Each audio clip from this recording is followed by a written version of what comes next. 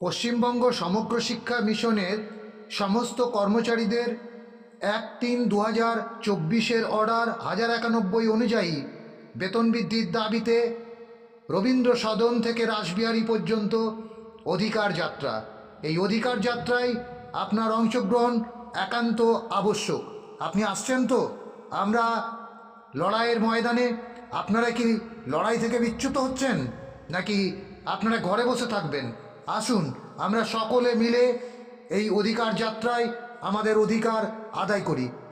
বন্ধুগণ, আপনারা জানবেন যে রাজার কাছে, মায়ের কাছে এবং পিতার কাছে কিছু না চাইলে পাওয়া যায় না। সুতরাং আমাদেরকে চাইতে হবে। এই চাওয়ার মধ্য থেকে আমরা আমাদের অধিকার আদায় করব। এই অধিকার যাত্রায় আপনাদের প্রত্যেকের অংশগ্রহণ আবশ্যক।